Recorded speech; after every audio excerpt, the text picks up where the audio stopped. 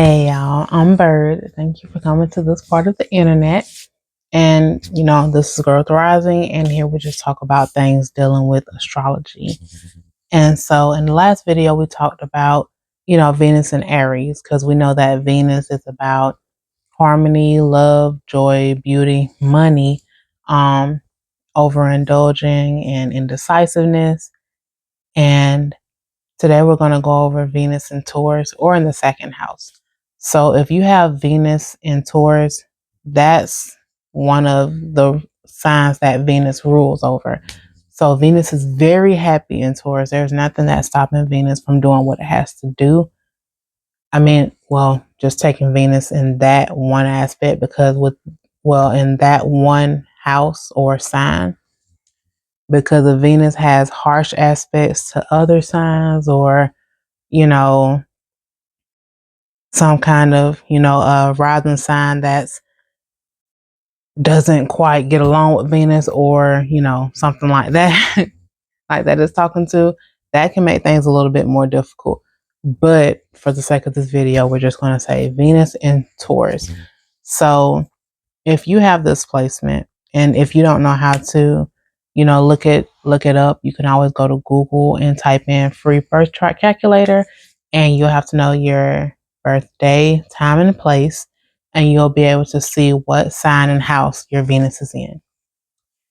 So with Venus being in Taurus, you can be drawn to things that are just comforting, things that are pleasurable to you, whatever kind of floats your boat. Those are the things that you're naturally drawn to. You're not necessarily one of those people who wants to, do necessarily a whole bunch of hustling, something that you have to do a lot of work for. Not saying that you're lazy, but you like to feel comfortable. You don't want to feel like you have to get in too much of a hassle for stuff. With Venus in this sign, you can be very protective, dependable, and a pretty caring person, as well as practical and grounded. You can be a very charismatic person, and with this placement, you pretty much know your self-worth. So if somebody tried to come to you like treating you in a way that you know that you don't want to be treated in, it won't take you long to say, hey, you know what, this is not for me, and I'm not going to keep doing this with you. You have to go, or you have to change this behavior. And that's if they get a change behavior option from you, if you don't just go ahead and cut them off. Because as we know, Taurus they're going to stand on what they mean. They're going to stand on business. So you might not always get a second chance with Taurus. So if they give you that second chance with a Venus in Taurus, know that they mean business. So, you won't be one of those people who can be easily persuaded in any kind of way. You'll be more like, this is what I stand for, and I have told you this. And that's what it is, because I'm too valuable for this, or I'm too important for this. I'm too whatever for whatever they're trying to throw at you. You can do very well with your money. You can be very practical with your money. So like with Venus and Aries, how they may think, oh, I see this, I want to go buy it, I'm finna get it. Venus and Taurus will be more like, I see this, so what I'm going to do is make sure that I have the money that I need so that I can buy it without, draining my bank account. Or even though Venus and Taurus don't want to do too much, of anything extra, they will do what they have to do to make sure they have their income right, so that they can live the life that they want to live.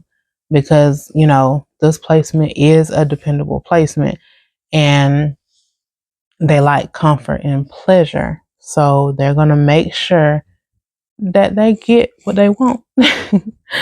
Even if,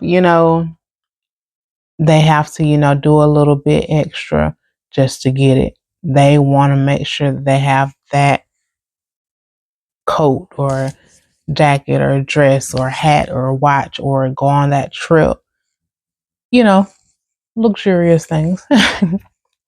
And excuse me, Venus and Taurus also likes, beautiful and expensive things, which is why, they'll have to make sure that they have the funds to get whatever it is that they want or to do whatever it is that they want, because it's not like, you know, they're going to go around asking everyone else for money in the first place. This placement, for one, if you have Venus and Taurus, you probably do very well with money. You're probably not someone who, bank account is always pretty low. You probably always know some kind of way to get money, or you probably know, a way to get money that's easy for you. Like, let's say, you have Venus and Taurus, but you're like, I don't know, let me think, a Cancer rising or something like that. You could do something like bake something that brings you joy. So it's not really like work for you. And so you're baking and making this food or making plates to sell to people, and you're getting a lot of money that way. It's not necessarily something that's a lot of work for you, but for somebody who's like a Capricorn rising, they're like, I don't want to cook for these people. And it might not be the same way for you, because Capricorns are not going to be as much as, let me cook for you and feed you. Well, you know what? Let's get back on the Taurus before we get all into that. Instead of getting all into that, but yeah, so Taurus will make sure they make ends meet. And plus, it's an earth sign. So, of course, they want to make ends meet, right? But with Venus being very comfortable here, they're going to usually know how to spend their money as well. They'll know what places to go to get the right type of stuff for the right price. So let's say, if I think I'm gonna say this before, if you have a Taurus friend and they want to go shopping with you, that's a good person to go shopping with, because they're going to make sure that not only they get some stuff that looks good on them, they're also going to look out for you because you're someone who's close to them. And also, I know that Taurus is usually associated with, you know, the material world. Venus itself is associated with the material world. But, if you have this placement in Taurus, you do value inner peace. That can be just something like if you're going outside walking barefooted, or, just sitting out in nature, that could be something that brings you inner peace. Like, you don't want to do too much on the outside, and you don't want too much going on the inside either, because that's kind of defeating the point of having all that comfort and pleasure, because it makes you uneasy. You don't like it. You like the harmony. You like the balance. You don't want no chaos in your life, basically. And you can, excuse me, you could find yourself overeating, because we know that Taurus likes to eat, and Venus likes for you to do what it is that you like to do. So, you might be like, what, I want to go back for seconds and thirds and fourths. Or it could even be like, not necessarily as in the meal itself that you want to overeat.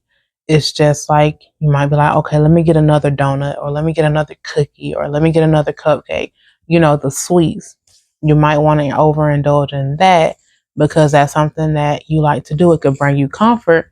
And Venus wants for you to be comfortable, that whole overindulgence thing. And if you have this placement, it can be the small things in life that can make that can make your day. Like if found a dress that not only has pockets, but also, has like this very soft material, and it feels so good against your skin, you know, or like if you have a good book with some tea, or you find a really good deal on a trip. You know, well, yeah, but just the small things in life, or like, the rain, you know, while you're doing yoga or something, like listening to the rain while you're doing yoga, it could bring you peace. Like the small things can really make your day. So, so if you're with somebody with a Venus and Taurus, pay attention to those little details that, brings them joy. But also don't skip out on like the food and the trips and the luxury things. So if you have this placement, I want to know, do you think I skipped over anything, and what all did you resonate with? Have a good one.